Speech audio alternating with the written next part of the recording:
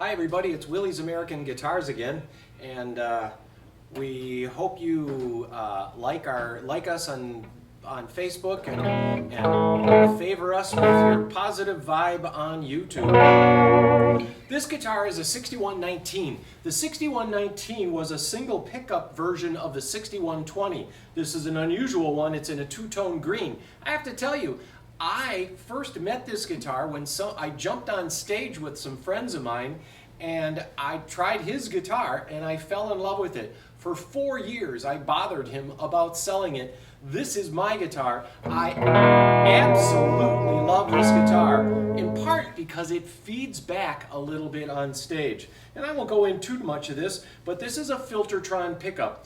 Gretsch and Gibson came to the humbucking pickup at the same time. And they're slightly different, so they both got a patent on it. Hum canceling pickups are where two coils are side by side, and one is reverse wound, reverse polarity, so when you turn it up, there's no hum. The beauty of this guitar is the single volume control.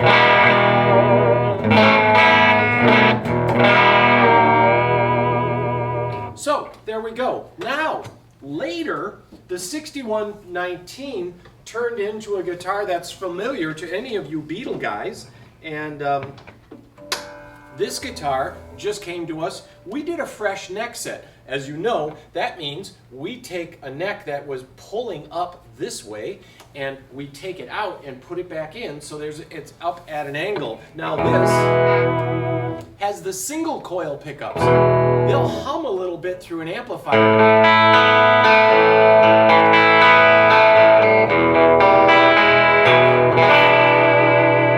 This was used on countless recordings. The Beatles' Help, the Beatles' I'm Down, You Can't Do That, was all used with this guitar, the 6119, called the Nashville or Tennessean.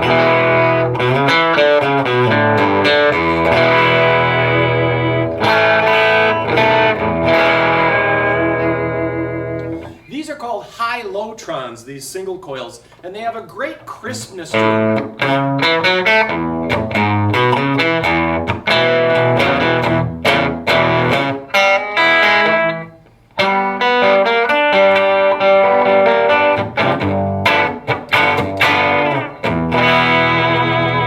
So, this is just it's on the website. This is a 1966 Gretsch Tennessean that's had about $600 worth of work done to it, so you don't have to. But then we got this in. This is kind of cool. This is SuperTron pickups. Now the difference is with the SuperTrons, and I'll bring this a little closer, you can see the bladed pickups here. And these are meant to give a little more power and meant to be a little better for bending strings because you're not bending off the axis of the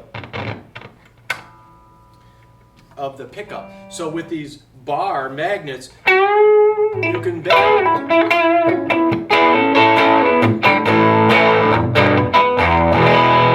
The cool thing about this guitar, besides it's shaped like a Les Paul, is that it has this Les Paul control. So you've got one pickup with its own volume and tone, a second pickup with its own volume and tone, and this master volume. I really like that because your neck pickup is always going to be louder. You can turn this down and bring them both up and both down at the same time.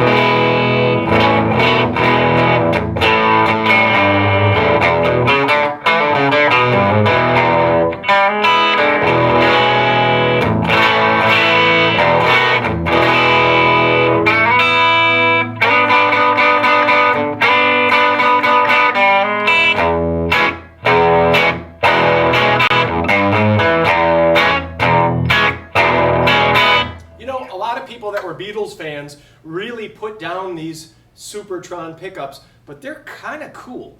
They really have a great grind to it, but it still has that woody Gretsch sound, and I think that now guys are starting to come around. Yes, the Beatles didn't use it, but it really is a great sounding pickup. It's a little thinner too, it's a little easier to wear, cool thumbprint inlays, ebony board, original tuners, and this guitar, wait for it, is a 1971 Rockjet, and it sells for about $2,500, $2,400. And then we just got this in, and this is a streamliner. Now the poor streamliner name has been used by Gretsch for a bunch of different guitars and is used currently for cheap stuff, but this is an American-made Gretsch that also has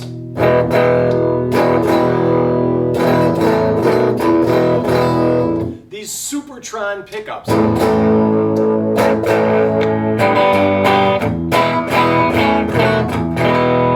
A little cleaner sound. We did set the neck on this too. When we got it, the neck was really in this way, so the strings were real high off the neck. Now the neck is right up next to the strings.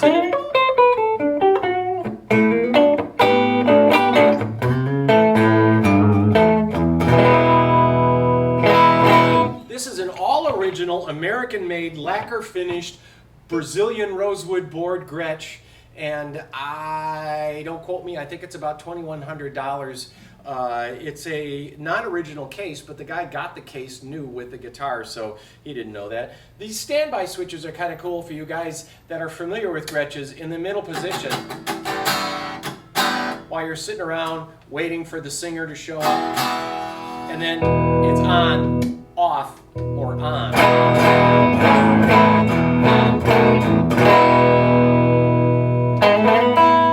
So there you go. We've got some Gretsches in stock, and all of these are great buys, and they're all selling. Honestly, these vintage guitars are selling for less than the ones that are made in Japan. These are good buys, and they're really interesting, different sounding guitars.